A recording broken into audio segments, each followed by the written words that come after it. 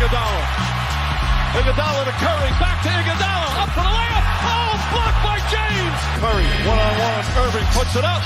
It's good. Kyrie Irving from downtown. A three, steps back, crossover, puts up a three. Rebound James. Second. It's over. It's over. Cleveland is a city of champions once again. The Cavaliers are NBA champions. Cleveland! This is for you! What's up, Cavs fans? Welcome to another edition of the Block the Shot Stop. Here with me, as always, is Skylar Webker, and then special guest, returning guest, Jason Patt of Cash Considerations, the Chicago Bulls podcast. Since we thought it'd be a good time to have Jason back on, since we're about to start a doubleheader. The NBA all of a sudden does doubleheaders. It's very weird. Tomorrow night in Chicago. So, Jason, first of all, thanks for joining. Yes, thanks for having me back. Great to talk about two just wonderful basketball teams and this thrilling doubleheader we're about to see. I was looking around the NBA today and thinking, like, are these two or the two most disappointing teams when you compare expectations versus reality? Obviously the Bulls, I remember listening to your preseason podcast, you were like, they got a lot of talent. I could see them like being a fringe playoff team, 5-6 seed, something like that. Some things go well, and then obviously hasn't gone well. We thought the Cavs were going to be a class of the East, or at least top 2 seed in the East. They're sitting in the Bulls, the Bulls traditional spot in the play-in right now.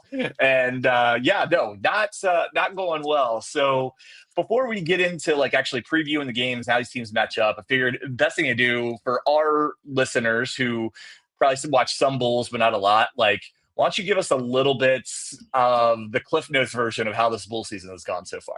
Yeah. So like, in terms of like expectations, like, if you told me before the year they were 10-15 after 25 games, I'd probably, and like looking at like their early schedule, I'd be like, sure, that sounds about right. Like, it wouldn't even be that bad.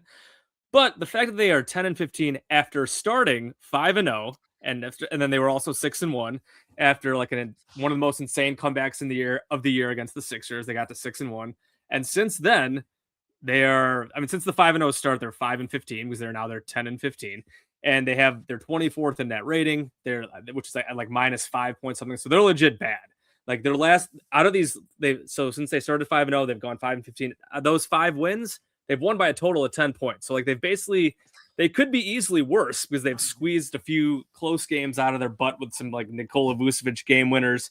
So like there was so much hype after those first 5 games, and after that Sixers comeback got them to 6-1. Like, oh my god, like the Bulls, like. One of my podcasts, like we had one of our recurring guests on, Stefano, writes for Sporting News, and we were like, oh, like they could be a 4 seed this year. Like they could really be for real. We got suckered. We got hoodwinked. They stink. They're probably, I still think they're going to finish with the 10 seed. Milwaukee right now is the 10th spot. The Bulls are like a half a game behind them. The Bucks are obviously just a complete dumpster fire with Giannis' injury and Giannis trade rumors. Will Giannis get traded in season? Who knows? But the Bucks stink too. So like, the Bulls are they're always destined for like the 9 or 10 spot, and they're right around there now. And like, do I think they're as bad as like they've been these last like 20 games, 5-15 with just an awful net rating, like legitimately one of the 5 worst teams in the league? They're probably not that bad. They've had some injuries. Old friend Isaac Okoro missed a bunch of time with a weird injury. They've had some other injuries too. They've gotten a little healthier, but I guess they really haven't gotten much better yet because they just lost the Pelicans for the second time this year. They've lost to the Pacers a couple times. Their last they were just on a 7-game losing streak, which ended by them barely beating the Hornets. Although I know the Cavs just lost to the Hornets and didn't score in overtime against them. So like the Bulls also lost to the Hornets earlier this year too, but they easily could have lost that game. They were down like 13 in the third quarter. They needed a big fourth quarter to win that game. So again, like they are getting embarrassed routinely. They lost by like almost 40 to the Warriors and the Heat, and then an NBA Cup game against the Heat, both on their home court. They are losing to the Pelicans, the Pacers, the Hornets, the Nets, like all these bad teams. Like, so after the hot start, like where they beat good teams, they beat the Pistons on opening night. They beat the Hawks. They beat the Magic. They beat the Knicks. They beat the Sixers. They beat all these good teams, and like they had this stretch of the schedule, and they beat the Nuggets too somehow in Denver. Like what the heck was that? And they were like sitting at 9-7 after they beat the Nuggets and they beat the Blazers on a Nikola Vucevic game winning 3. I was like, all right, they got this easy part of the schedule coming up. They could feast on that and maybe build up a cushion. Nope. Again, since then they're 1-8 and they're 10-15 now. And they're close to a bottom 5 team overall if you look at like net rating. So they just kind of stink. And I want ownership. I want them to clean house. It's not going to happen, or like whatever, fire their front office. They could fire Billy Donovan too, whatever. I don't think Billy's the problem, but it's just been a really rough watch after a really fun start. And while I knew some of the fun start was very lucky, and like if you look under the hood, it was like they're catching a lot of breaks here with some of this stuff, but I still thought that they were playing well overall.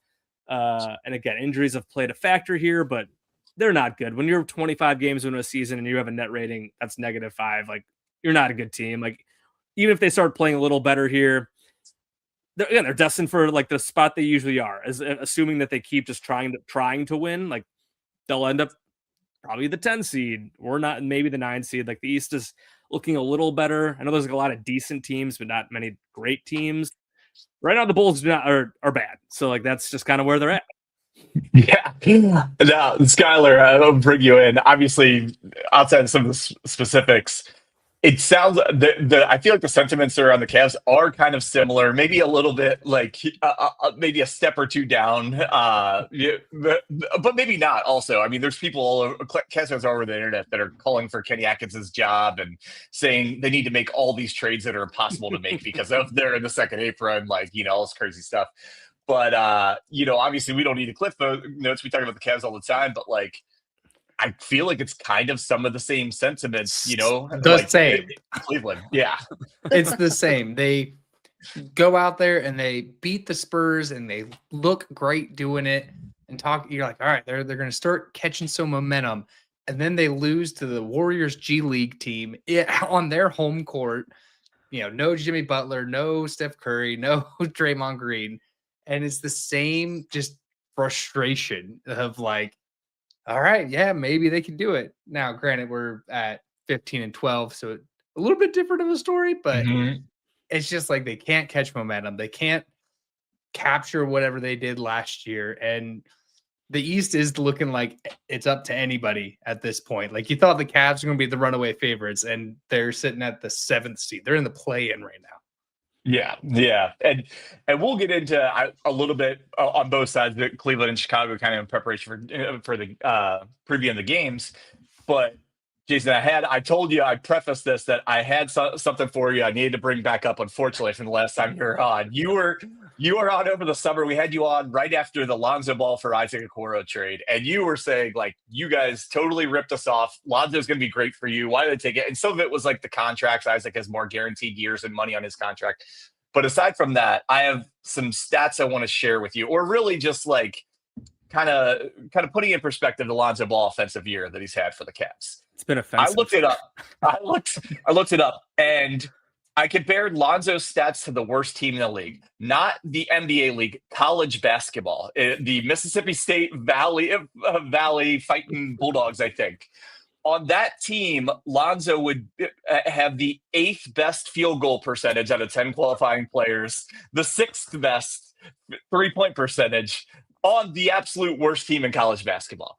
He has been so terrible shooting the ball. And I understand some people are like, he does a lot of things to help you win. I don't disagree with that. But in today's NBA, you can't have a 0 on offense and do that. So any thoughts on Lonzo? Are you surprised he's struggling as much as he is? I mean, yeah, that bad. When I looked, I knew he had been struggling, and then I looked today, like just knowing what's coming on this pod to like see what the exact numbers were, and I was like, oh my god, he's like shooting like 29% overall, like 25% from 3. I think so far in December he's like 15% from 3 or something like that. Just something just truly offensive. Worse.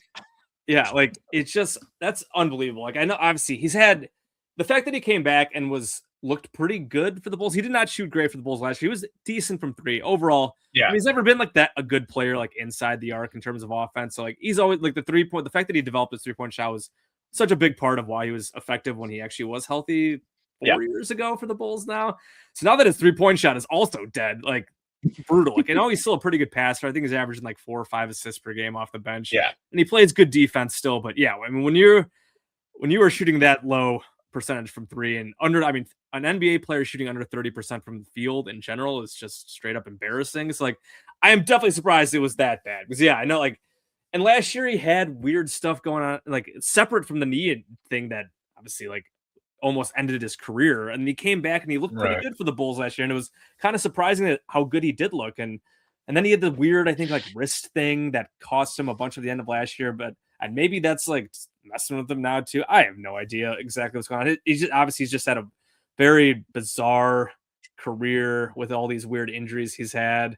And yeah, like ultimately, I'm definitely surprised he's shot this bad. Like I would hope that he'll get better at some point shooting. I mean, he was a really good shooter back in the day, and he was decent 3-point shooter last year for the Bulls. Like, but man, yeah, I mean, you do look at those shooting percentages, and it's like, oh, like well, this is terrible. Like, I mean, right now that trade in general is, I feel like, working out terribly for both teams. Like, but like I don't like watching Isaac Okoro play basketball. And he's had a weird injury stuff. Like his numbers are like he's not that bad. Like he's shooting, I think 45% overall. He's 38% from three. He's averaging like 8-4 and he's basically another Patrick Williams. They're both similar numbers and like. And whoa! Be nicer to our guy. Patrick Williams is worse. Although Patrick Williams is somehow shooting well from three this year. He's shooting better from 3 than 2 this season, which is hilarious. He's one of the worst two. I mean, him and Lonzo are both like 2 of the worst 2-point shooters, but Patrick Williams is also like 6'7" in a trunk. But anyway, I digress. Yeah, that trade has not gone well so far for either team. And yeah, it's tough. Like I said, Lonzo, all credit to Lonzo for the comeback that he did make from like unprecedented knee surgery, pretty much. But you have to wonder if he's just done after this season. Because you just can't be a point guard and be shooting like that in the NBA, or anybody is shooting like that in the NBA. Well, the other part that's so bad, and I'll turn to Skylar in a second, but he not only is he shooting so bad from 3, as you alluded to, he can't really go to the basket anymore. He's averaging like exactly 2 drives a game, which I have a theory that if you play 25 minutes a night, you could trip twice and end up in the lane and get that statistic.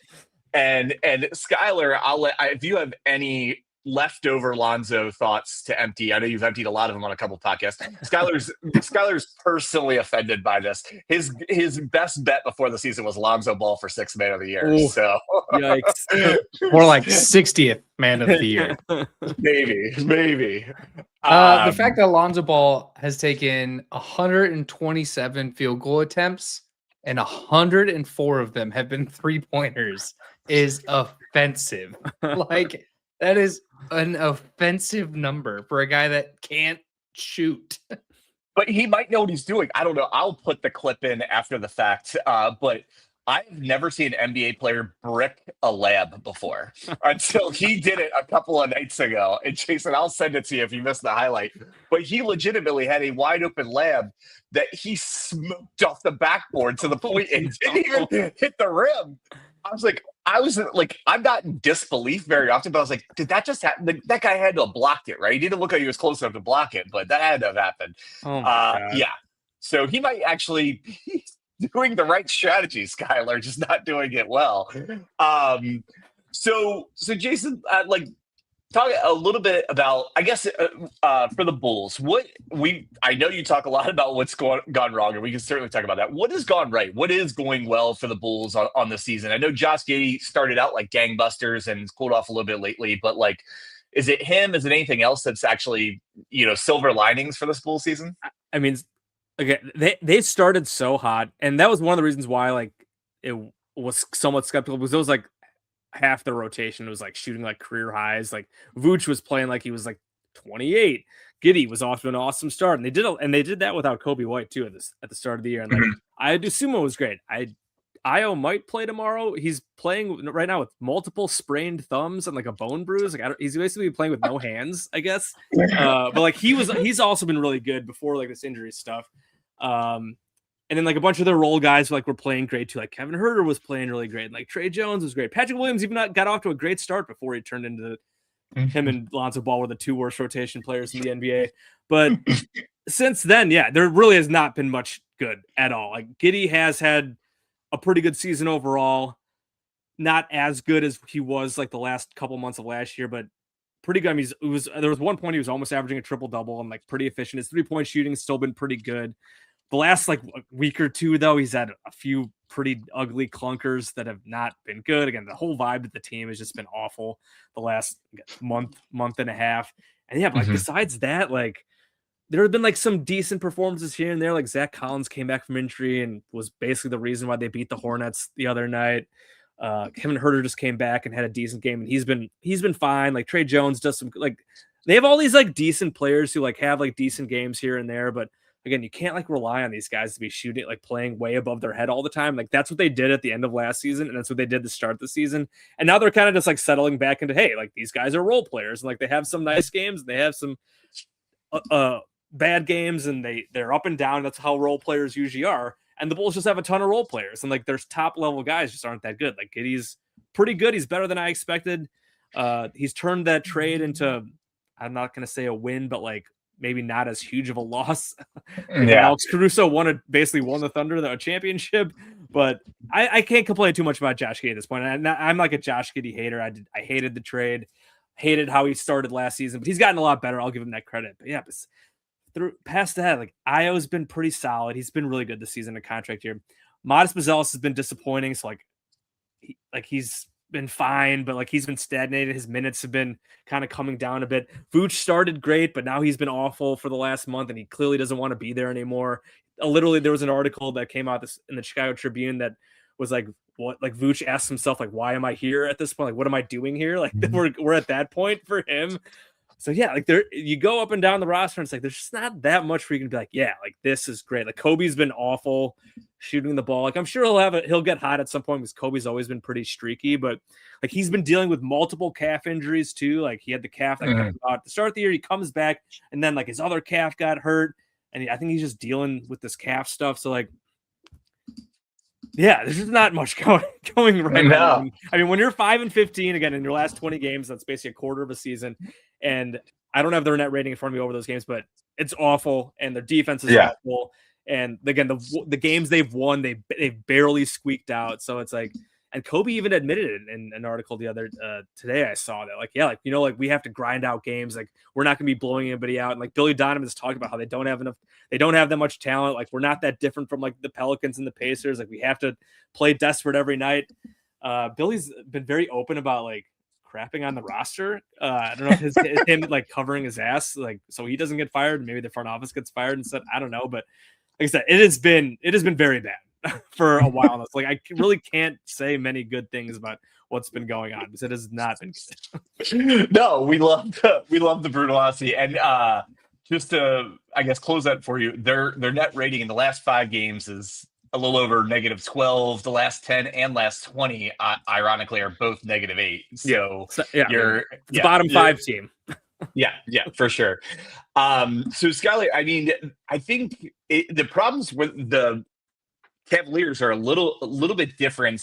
You can absolutely say injuries are a big part of the Cavs season. The fact that they've had 3 guys or more out virtually every game, it is a real thing. But otherwise, I think the guys they thought they were going to rely on the most, many of them have been disappointing, playing below expectations. I mean, for a while it was Evan Mobley. He finally kind of stabilized. Now he's hurt. Then it was DeAndre. Yeah, now he's hurt, and then now it's DeAndre Hunter, Darius Garland, who's also other than really Mitchell, it's really been Mitchell and then the young guys playing above their heads that has even got them to a winning record. What's maybe your, I guess, biggest frustration or something? I mean, I know we aired a lot of them, but we join in with Jason here. If you had to put your finger on one thing, do you have one thing you would put it on? I don't know if mine is player specific at all. Obviously, some guys are just playing like booty cheeks, and other guys are doing all right. But it's the fact that this team was supposed to be the number 1 seed again, going to the finals, getting out of the East. They went all in on this team. They're in the second apron, so they cannot do anything to improve this team other than guys play better. Like it's the storylines and narratives around the Cavs season this year. Like, no offense, Jason, but as the Bulls, like you probably came into the season like, well, if they made it to the playoffs, that'd be great. Correct. We were like, we're going to be the 1 seed again. And it's just, we're nowhere even close. We're nowhere even close to what this team was last year. Yeah. Like one of the few national basketball podcast I listen to is the Ringer NBA show. I actually really like those guys. And they said it well today. I mean, it's an old phrase, but like they said, the Cavs are lost at sea. For some reason, last year they worked in concert. Everything was going well. And even though there hasn't been a ton of roster churn or anything, like for what they just look lost. I mean, you saw like Darius Garland and Jared Allen are literally running into each other the last game. And we thought Darius had a concussion there for a minute from it. You see just like terrible spacing, like two guys ending up in the same spot and the ball's getting thrown to the other side of the court. And just Evan Mobley hucking a full court shot with 10 seconds left in the shot clock. Yeah, there's 10 seconds left in the quarter. No, in the quarter, there's 10 seconds left in the quarter, and he just shoots a 3/4 court shot. Like, yeah, they're just like kind of lost at sea. It's wild. Well, like bringing these two sad stories get to come together right at the United Center. I will be in attendance tomorrow. Jason, maybe I'll send you the Derrick Rose figurehead that I get from tomorrow. Oh yeah, nice. One of the 5 D Rose nights. Yes, I know. They're so good at like the Bulls are one of those that like we're not gonna like trick you guys by putting like a winning team on the court to get you to come.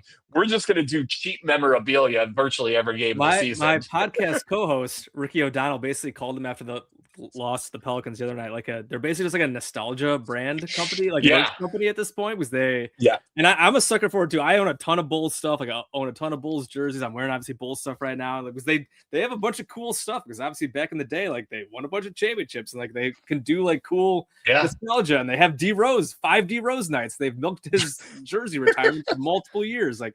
And that's how you could still sell the Chicago Bulls, even when the product on the court stinks. Yeah. You guys are making me feel bad because that sounds exactly like the Cincinnati Reds. Like, we're not here to put a winning team out there. Bobbleheads are our business. Yeah, we'll just keep running out like big red machine guys until there's none of them left. So I guess I'll preface this for you, Jason, because I don't know how much you've really seen the Cavs this year. The Cavs, right now they struggle against everybody, but what they struggle against the most is teams that are long and athletic. Frankly, guys like Buzelis or something, or the frame of Patrick Williams, just a completely different frame and talent level. Yes, yeah. They typically struggle against longer, tall teams, especially now with Garland back. We always have our struggles defensively with Garland and Mitchell together, and you don't want either of them guarding like the best guard on the other team. So then you like rotate matchups around, so you end up having 2 mismatches on the court. Is there anything, I guess, about the Bulls other than Giddey's size and creativity, like that could potentially pose Cleveland problems, particularly where they often have problems? I mean, the Bulls, I certainly wouldn't call the Bulls a long and athletic team. They've been getting crushed on the glass. I mean, like they're not physical. That's been a huge point of contention. They played. So Vooch called them soft after they barely beat the Wizards, just like the Wizards just barely beat the Wizards. Vooch is the softest center in the NBA. Yeah, I know. Right. Yeah. Vooch called them out, and then that was actually really funny. Vooch like had a big game and he called them soft. Then like Modest and like Jalen Smith were in the background like dancing around, like, and Vooch just got super pissed at them because they had just barely beaten the Wizards at home and they needed a big comeback for that one too. But yeah, I mean the Bulls again, they have a play style. They play fast. They try to get out in transition. But yeah, I mean they've been getting crushed on the boards, crushing the paint. They give up a ton of points in the paint. Mitchell, I mean, should have a field day. I know, like the earlier matchup this year, I know the Bulls got out to a big lead, and then DeAndre Hunter broke Josh Giddey's ankles, and that kind of changed the game. And then Mitchell took over at the end, and the Cavs won a tight one there. Like Mitchell should be able to destroy the Bulls. Like I feel like he does all the time. And was it a couple of years ago where he put up like 70 points or 60 something? 71. 70. Yeah, I think 71. Yeah, there is no reason like he shouldn't destroy them. Like I don't know if the Bulls will throw Goro on him, or because Ayo, I don't know if he's going to play. Like Ayo does a decent job on those guys, but the Bulls defense generally stinks. Again, they don't protect the rim at all. They give up a ton of points in the paint, and like 3-point, like you get open 3-point shots against them. So like what in terms of like what them like taking advantage of the Cavs, like the Giddey thing will be interesting again because his size can pose a problem when he's aggressive. So like I'm sure we'll see some DeAndre Hunter on him. just to throw a bigger guy on. I mean, Garland's just too small. Donovan's just too small. Yeah. So like that could be a problem depending if Giddey has a big game. Like again, Vooch has been awful lately. So like, I mean, you'd think Jared Allen should be able to handle him. I know Jared Allen just came back. He's been hurt too, but Yeah. I mean, it's just so hard to say because the Bulls just have not done like anything well. Like they can't, again, they do move. When they're playing well, they can move the ball well. They push the pace. They can get out in transition. The Cavs need to make sure that they stop the transition game. If you stop the Bulls transition game, you're probably stopping their offense. They do drive and kick a lot. So you don't want to just like get sucked in too much on drives. Like they drive and kick a lot, but they don't have like great guys who can drive and finish. Like Giddey sometimes doesn't get to the line. Kobe's been getting to the line a decent amount. But I mean, they do. So they drive a ton. But I like wouldn't help too much. Like make them finish over you, and don't get in like rotation too much and get open. There's like last game the Bulls took a ton of threes, but they didn't make any. They've been shooting so poorly lately for the most part. Like it's just been a problem. Like Kobe went 1 of 10 from 3, but again, Kobe is a guy who can go off. So like. Yeah. I wouldn't be in the business of giving Kobe wide open threes all day. Like at some point, he's probably going to start hitting them again. So. Yeah, the Cavs, they gotta like if the Cavs had Mobley still healthy, like I mean, Allen and Mobley would probably just destroy the Bulls inside the way they've been playing lately. So like the fact that Mobley is out is definitely helpful, very helpful for the Bulls. I mean, he's obviously a really good player in general, but like just that too big lineup, just the size with how the Bulls have been getting crushed with that on the glass, that'll help them. Again, like I would expect Mitchell to have a huge game. And then I mean Garland just been so hurt and awful. Like I was looking at his numbers too, and like he's just been just a shell of himself. So like when if those two guys are going well, like they should just slice and dice the Bulls defense. It's just not very good. They don't have many great point of attack defenders. But again, if Garland's really struggling and like Mitchell has generally been great, but I know it was the last game against the Hornets, I think he was not very good. Obviously, you can only ask him to carry so much.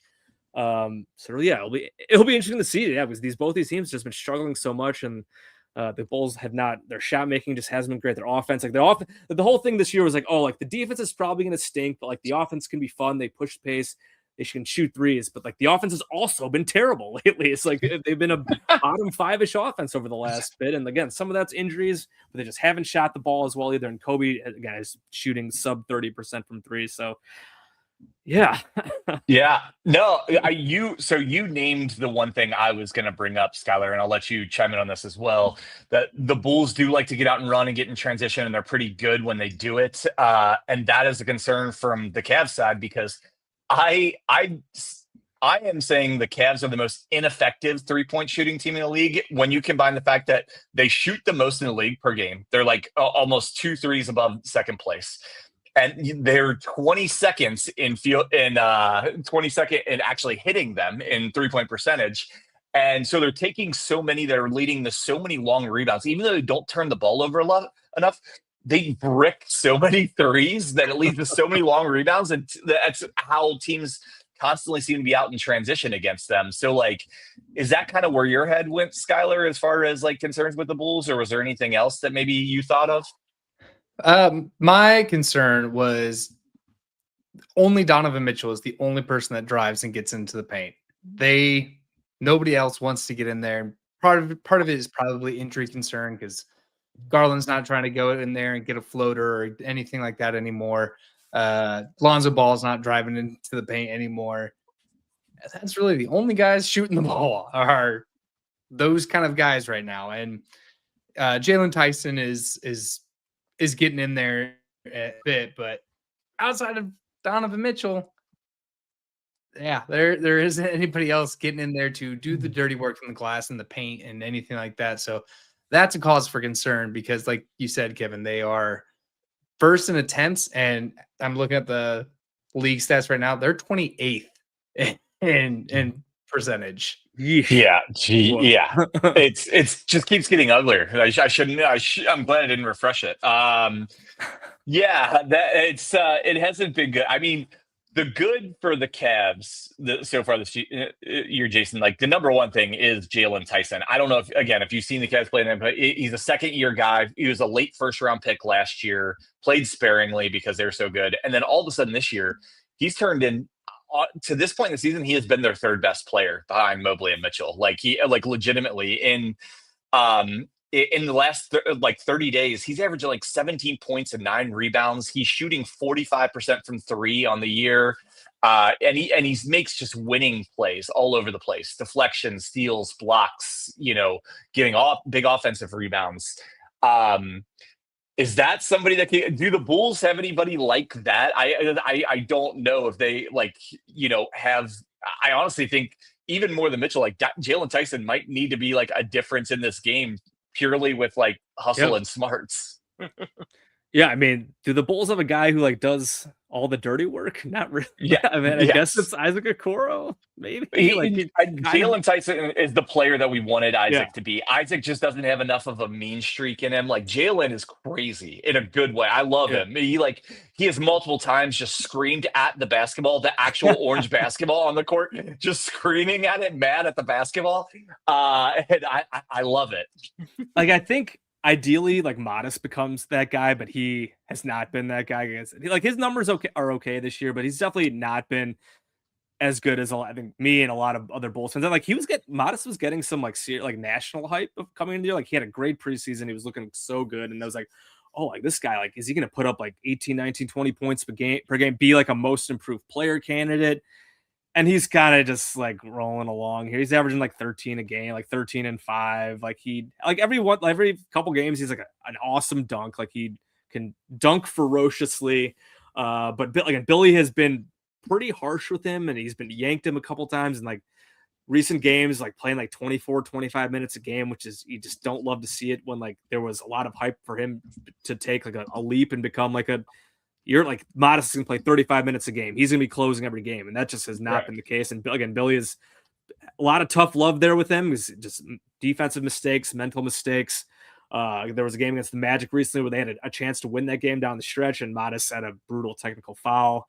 So just mental mistakes down the stretch. And so that's been kind of like, ultimately, like he has the skill set to be that kind of guy, and that kind of like mentality, fearless mentality where he can do a lot of that stuff and be that kind of dirty work, do all that kind of stuff basically, but it's not there yet. He's got to get a lot stronger too still. So like, yeah, look up and down the roster. Like the Bulls have like Io can kind of be like that guy, but again, he's gonna be playing with no thumbs. So like, I don't know like how that's gonna go for him. And again, the Bulls just have so many guys. It's like, oh yeah, like he's like Zach Collins again. Zach Collins just came back. Jalen Smith was hurt. He came back. Like sometimes like they have good stretches together where they play double big sometimes with those two guys, or it's double big in general. And they can sometimes do that kind of stuff, but like, again, it's just there's no consistency with this stuff because they're just okay role players. And that's, again, the Bulls are just made up of a lot of them. So yeah, like sometimes it works. And like, oh, like, because that was like when they started the season so well, like, oh, like their depth, the Bulls have they go 10, 11 deep. They have, or even sometimes deeper than that. And they have all these players who like can be pretty good. But again, it looks great when they're all playing great, but when they're not, and when there's some injuries, it looks ugly, and a team that just doesn't have a lot of like high-end talent. Yeah. Last thing, and I guess I'll ask both of you about the team's respective arenas. I thought it was interesting. And Skylar, I'll start with you. Like, first time this season, even with all the frustrations, the fans turned on the Cavs on Sunday, like loud, noticeable boos. When I was like, I was kind of, it's 100% warranted with the amount they've struggled. And when you lose the Hornets on your home floor and don't score a single point in overtime, and we have lackluster efforts, like, what'd you think of that? I mean, like, do you agree that you think it's warranted? Do you think it's going to get worse? I mean, what do you think of the home crowd finally turning on the Cavs? I mean, I think some bit of it is warranted, but like if you zoom out a little bit, they're still 15-12. They're still a winning record. It'd be different if they had the Bulls record with all the Cavs expectations. You know what I mean? So I do think it's a little bit warranted. And Donovan Mitchell mentioned like, yeah, I'd boo us too. Like, yeah. So I think it's fine, but also like lived with a ton of worse Cavs teams, lived with a ton of worse just professional sports teams in general. It's far from the bottom. It's just not quite to the top where we expected. Yeah.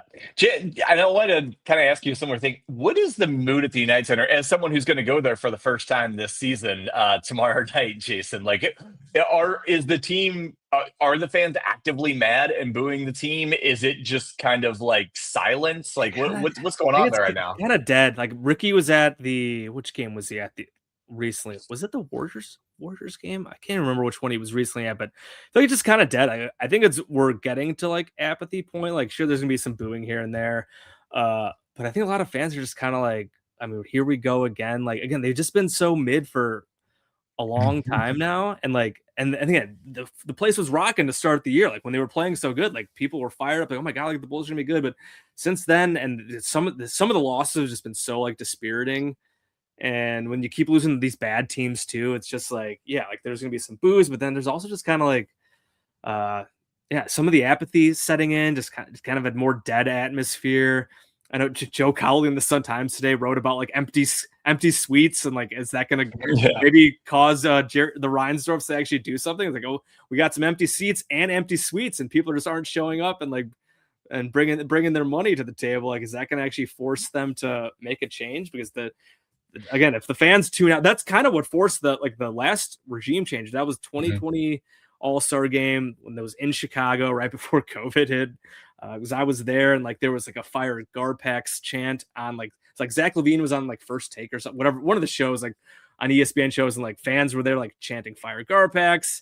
And again, that year was just another like dead year for the Bulls, and like the attendance was like way down. It was usually the attendance is very good at the United Center, like no matter what, but like that year it was down, even like before COVID stuff. There was the fire Garpax stuff, so like that it like all came to a head then. So like if this kind of thing keeps happening, where the fans actually stop coming, this fans not going to the United Center and like Bulls empty seats is usually just such a shock. Like that could like spur the front ownership into action. So right now, like I know like the group of like Bulls fans that I talk to all the time, like there is just a lot of like why do I care at this point? Like we should just tank the rest of the season. But the front office won't want to do that. So like they're trying to win games. We know that was their goal coming into the year. They wanted to take a step, and like right now they do not look like a team that can do that. So if they keep just kind of meandering along like this, like there's definitely going to be a lot of just apathy. Which is like the worst thing about it. I'd rather have fans booing than fans just be apathetic and just be totally dead a dead arena. I will say there's like a very stark difference between these two teams. Like Bulls fans are mad at the front office and ownership, where Cavs fans are actually mad at the team. Like, a little bit of the coaching staff, but primarily the players. And there are plenty of fans who are probably like, "Why is Billy Donovan still here?" And like that, I mean.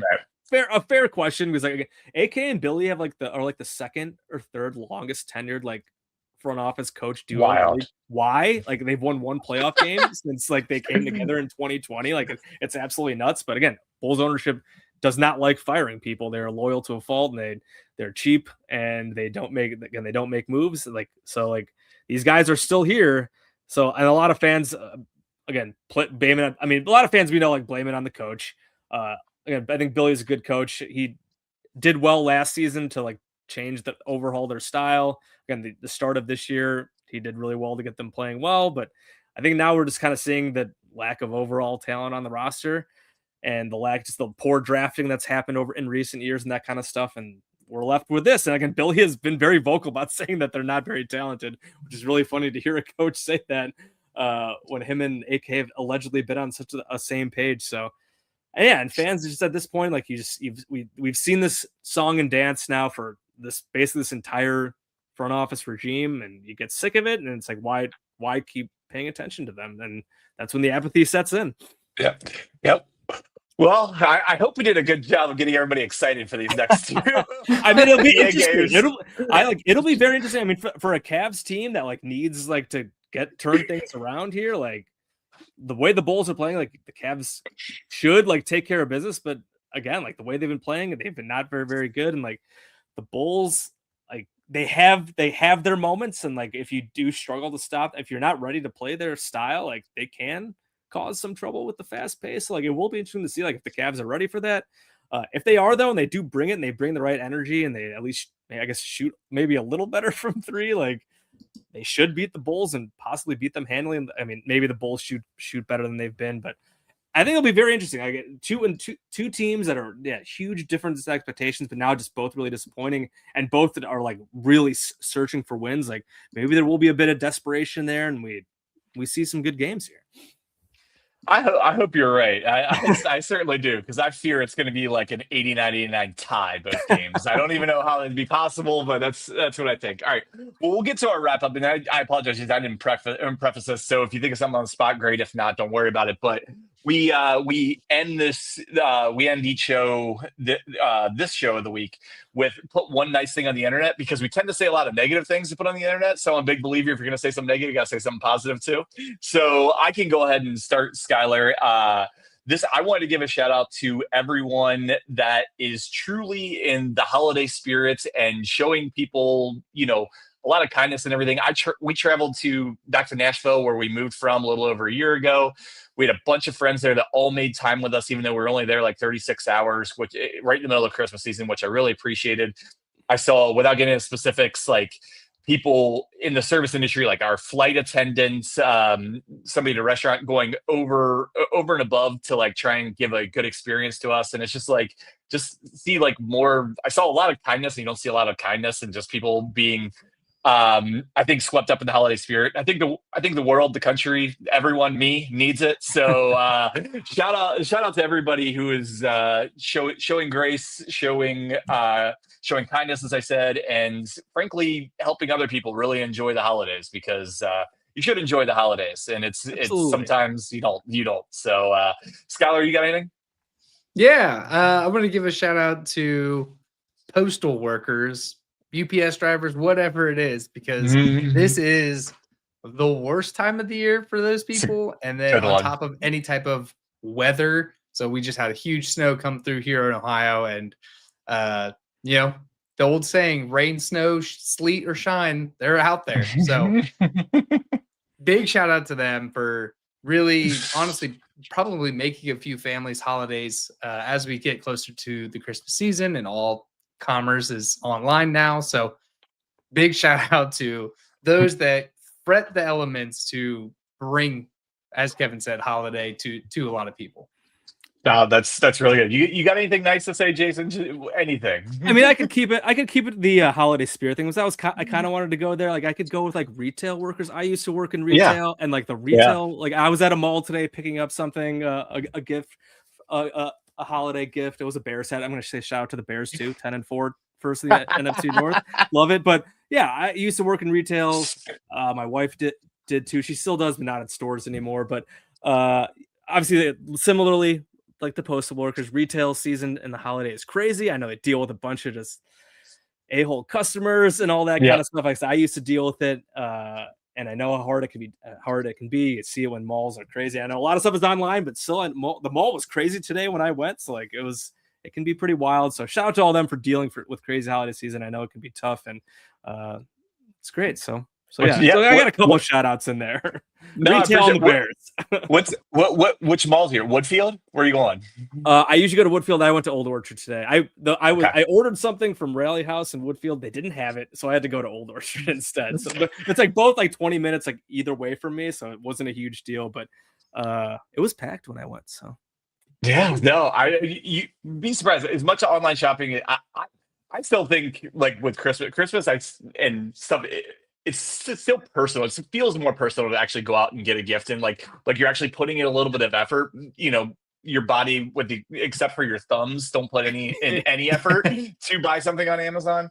So I still think there's I love going to Woodfield Mall. Like Woodfield's the one I usually go to. I love going to Woodfield. It's, every time I've gone, like the last couple of years, like it's always very crowded. So it is cool. It's a good shout out to all those people who look at Woodfield Mall, Old Orchard, all the malls all across the country, and every other retail place. Absolutely. Well, Jason, thank you so much again.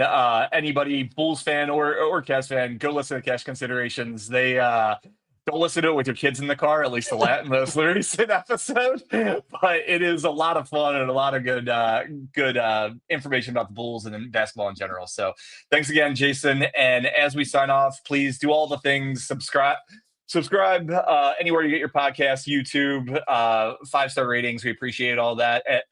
Juice the ratings, like, unfollow us and follow us again. That helps. We like cheating the system. So for that, for Jason Patt and Cast Considerations, for Skylar Webker, I am Kevin Lynch. Thank you for joining us. And as always, Go Cavs.